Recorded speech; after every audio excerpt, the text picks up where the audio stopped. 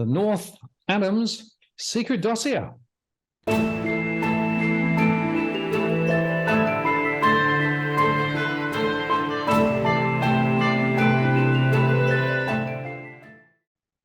Martin North, John Adams, Interest the People.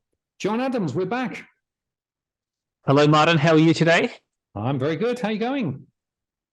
Excellent, excellent. It has been almost over 2 months since I last physically saw you. So it's been quite some time, and I mean, we've had a number of requests for you and I to in terms of meet again and reconvene, and so here we are. Absolutely. We've got the technology working. So I'm still in Bath in the UK in my new studio here. This is DFA Central now. And you're down near Wollongong, and the technology is working. Just to explain, John is on audio only, but we are actually able to communicate and chat. And we've got a couple of updates, haven't we? Yes, yes. So we sort of left the audience hanging, Martin, quite sensationally in our last program, where we basically made references to Prime Minister and the Prime Minister sticking his nose into this investigation about the package. And then we sort of, and there's a whole host of people saying, well, what comes next? So the what comes next part is today's conversation, because I thought it was quite important that we bring our audience up to speed, because funny enough, Martin, I only heard something in the last 24 hours where someone said, I thought the package had already concluded. It's already gone away. No, all of this is a very live situation, and I'm facing institutional resistance as we try to figure out what the hell is actually going on inside the government. And there's been a number of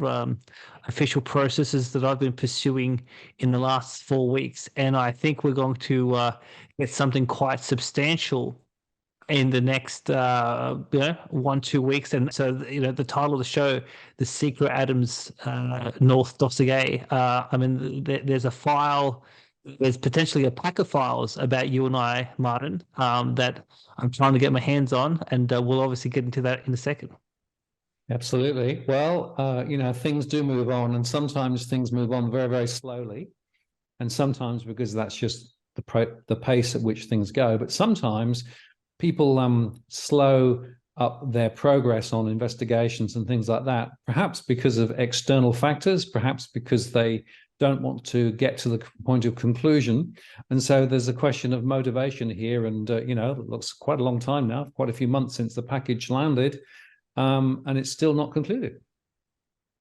Yes. So I think that's just a few things to make clear for the audience. The first thing is that according to ASIC, the investigation into the package is still ongoing. They haven't concluded the investigation. I've received no correspondence to that effect. And so the investigation is still live. So that's one. So the second thing is, if I can just make some comments about the ASIC inquiry. So I did speak to Senator Bragg today. He did say that bulk of the submissions have now been processed and they've been published. So we've got about 161 submissions already up. There could be a few additional submissions forthcoming, but where to from here in terms of the inquiry? Well, Senator Bragg is looking to hold a series of public hearings along a number of themes related to the terms of reference. So there'll be some sort of theme around the architecture and the structure of ASIC and the whole law enforcement regime. There'll be some sort of series of hearings about handling of the reports of alleged misconduct. And then there'll be some hearings in relation to investigation and enforcement. And so with 161 submissions, certain people fit in some of those different categories. And so there'll be a number of hearings where people will get to provide oral evidence on those particular themes. And that's what's going to come next. Now, a couple of additional points, Martin, is that obviously those who have been paying close attention, ASIC has announced how so they're doing a restructure of enforcement, and this was obviously a response to our series of programs to blunt the inquiry. Now, Senator Bragg and a whole host of other people have said, well, they don't care about this internal restructure. It's not going to dissuade the Parliament from pursuing its investigation and ending in terms of its inquiry. So I think that's a very good signal because only in the last couple of weeks, Senator Bragg said that changing a few boxes inside ASIC's organizational structure isn't really going to fix the problem, given that they have a horrendous record. So that's another point. And probably the last point, and this is the most concerning thing, and Martin, I'd love your insights in this, is that this week in the budget, we saw that, so there's a body out there called the Financial Regulation Assessment Authority, and this is a body that was created resulting from the Royal Commission. The purpose of this body was to do reviews of ASIC and APRA every 2 years to ensure that they are meeting the expectations of Parliament and the public, because they were so woeful in governing the banks. And so the last review of ASIC was July 2021 to June of last year. And the next review was supposed to start in July of this year. And what the Treasury and the government has announced is that they're now going to move to a model of 5-year reviews. So the next review into ASIC by this body will be in July 2026. So the key thing, Martin, is that whether it's the vote in the Senate on the ASIC inquiry and on the 27th of October last year, everyone voted for the inquiry except for Labor. Now, Labor has set up the second inquiry, and yet it's been more than 6 months, and this second inquiry of the Parliamentary Joint Committee on Corporations and Financial Services has done nothing. So that's basically a fake inquiry.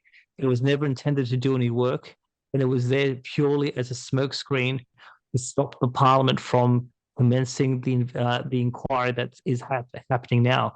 But on that occasion, Labor voted with ASIC, Labor voted to protect ASIC, whereas everyone else voted to hold ASIC to account for things that they did before the last election when the coalition was in power. So that was example one. Example two was that in March of this year, when this issue of the Karen Chester independent investigation broke out in the media, which Senator Bragg triggered at the last round of Senate estimates, the entire Senate wanted that investigation report released, except for Labor. And then when the Senate did vote in favor of releasing the report, Treasurer used public interest immunity to stop the release of that report. And now we see this third example of where Labor is using its financial and legal powers to reduce transparency, to reduce accountability, and to protect ASIC. And so there is something really rotten happening inside the government. So and here's the thing, Martin, and this is something I haven't said before publicly. Before, going back in August of last year, when I was doing the rounds in Parliament, I spoke to several people in Labor. They were hell bent on fixing ASIC because they all know it's broken. And ever since Mr. Albanese has got involved in my matter, the entire position of Labor has flipped, and they are now running protection for ASIC, and every other political party, including the coalition, who failed to administer ASIC properly in power, they're trying to hold ASIC to account. And why is this unusual pattern of events happening? I have my suspicions. People out there, or some people, think that I'm boxing at shadows, or I may be coming up with a conspiracy theory about some sort of secret deal between Labor and ASIC, but it is most unusual, if I could put it that way. Yeah, it does seem very strange. And as you say, specifically, they've turned turtle from where they were previously. So you wonder what is really going on, and who's protecting who and for what reason. Will we ever know? Well, maybe we will, maybe we won't. But well, the only thing I'll say, Martin, is that I've given you my theory as to what I think is going on. You as a more independent observer, because you don't have real skin in the game in terms of this ASIC fight, what's your perspective, why do you think Labor is the only political party to protect ASIC? Things that ASIC did before the last election. I mean, from your vantage point, what's the logical answer? Well, it does seem very weird insofar that earlier on, as you say, they were quite keen to, put a broom through it and try and get ASIC to do the things that it should be doing and appropriately. They do seem to have changed their tune. It's very hard for me to read from this distance as to their motivation. But if there is something that they want to skirt around and don't want to go close to, then the behavior that you're seeing would be totally appropriate. So, it begs a whole bunch of questions, doesn't it? Yes. Now, the new piece of information which we're going to break on this show, Martin, is that I was just going to say that because the ASIC inquiry has been running somewhat slow, I decided to took the opportunity to go forward, and what I did was that I submitted about 10 freedom of information requests across the government, seeking information about me, and so I did a number of FOIs within ASIC, but I've also done a number of FOI requests around Treasury, around the Department of Prime Minister and Cabinet, and a couple of other areas of the government, trying to find out why has Albanese done certain things in relation to the package that I know of, which he's done very publicly. And so I'm chasing a range of documents there, but also particularly with ASIC. See, Martin, you and I have created a firestorm within ASIC. So one thing I know for a fact is they've been watching this show, and they've been saying things about this show. So I know that to be a fact. They've also obviously been speaking about me in relation to the investigation in the package, but also when I published my independent analysis into ASIC last October, they were also saying things about me there. So now here's the interesting thing, Martin, is a couple of weeks ago, about a month ago, I went to ASIC and said, every single reference that ASIC has about John Adams, I want it. Because people are, under the Freedom of Information regime, entitled to know what has the government said about them. So what have you said about me? So they came back to me initially and said, well, your request is too broad. We're not going to ask 2,000 employees what have they said about John Adams. So you have to be more narrow. So what I did in response to that was I highlighted 13 employees, and I basically said that I want 3 specific contexts. One is, what have they said about my package? What have they said? So what have they said about me in relation to the package? What have they said about me in relation to my independent analysis into ASIC that I published in October last year? The third one is, what has ASIC said about about in the interest of the people and me and you? And so here's the big revelation. 2 weeks ago, ASIC writes to me and says, based on your request, we've identified 168 documents comprising of 610 pages. And I thought to myself, well, that's a lot of material about John Adams, and obviously to some degree Martin North. So I thought to myself, well, they must be counting my material. Because last year I gave ASIC 600 pages back in April, and then in October I published 2 volumes of my independent report, which was about 100 pages. So I thought to myself, they must be counting my stuff. And so I went back to because they said to me, this to process this 610 pages, it's going to take 50 hours of processing. You're diverting the agency's resources. It's not appropriate that we spend all this time on this material. We feel that we can't comply with your requests, all this sort of stuff. So I said to them, if you're counting my material, you don't need to count my material because I already have it.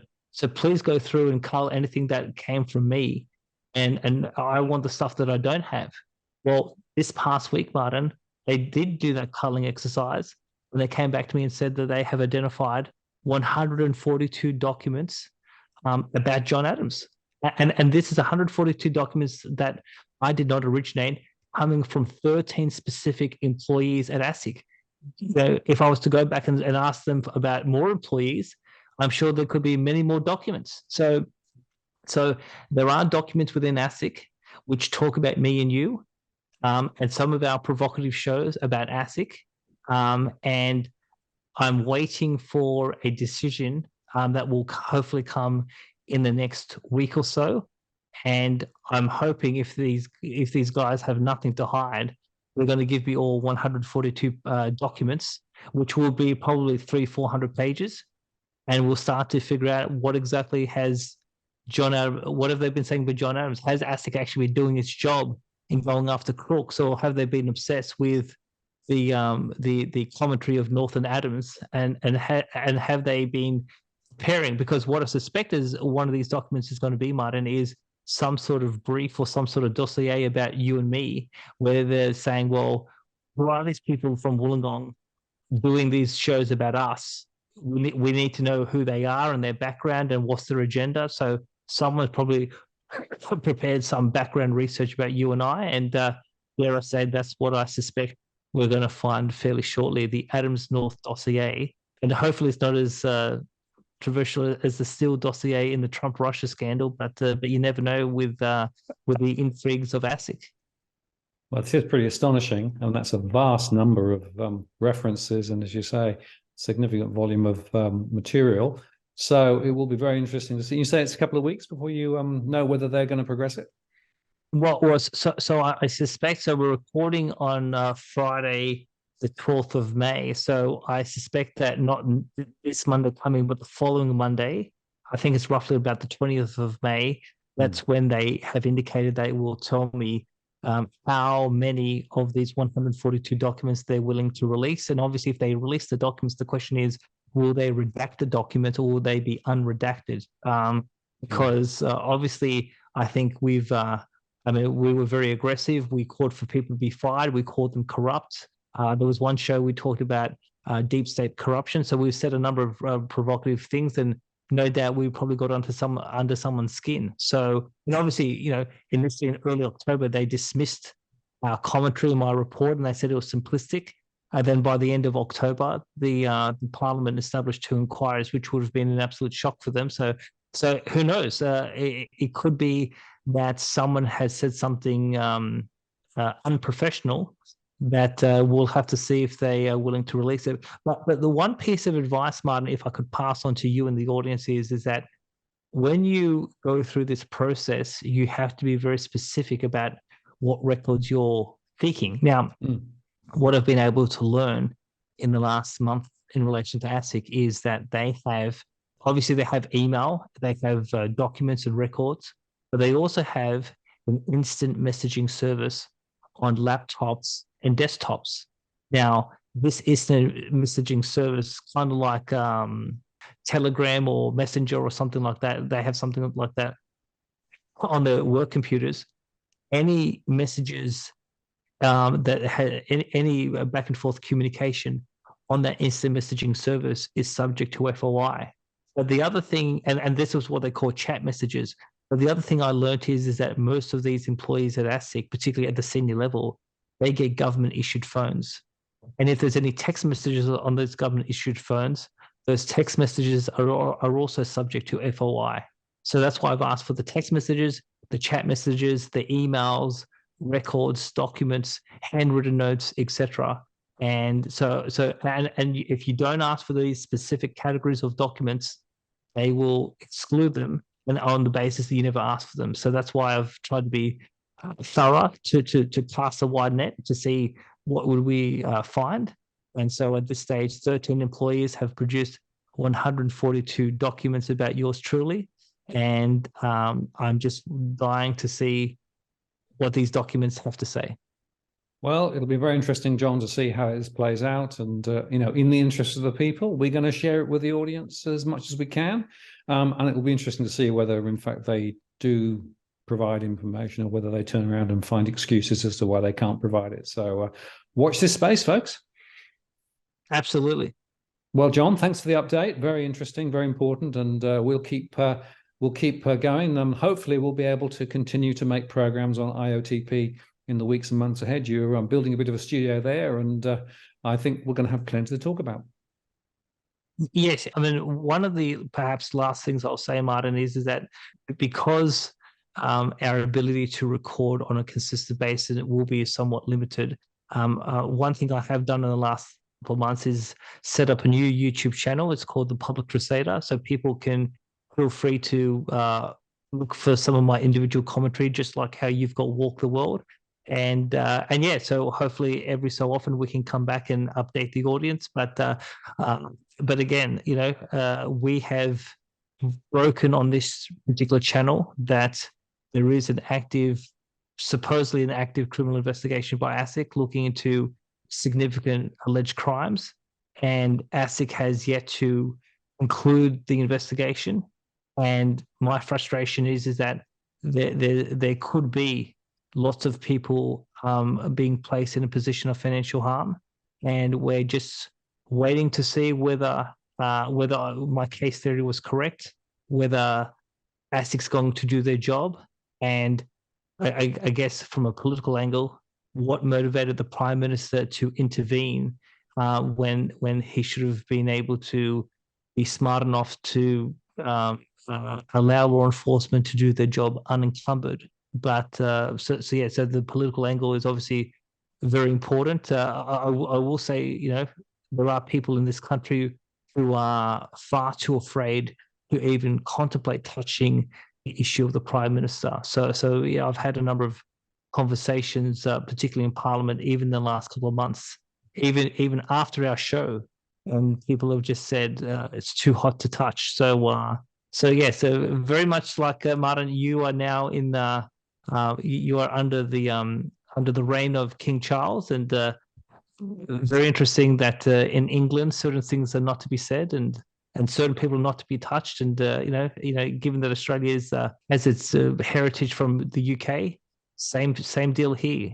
Certain people are not to be touched, and certain things are to be certain things are not to be spoken. So I don't think that's a healthy society. And the more we can break that model and have a more open and transparent and robust democracy, what I think is that it would best serve all citizens.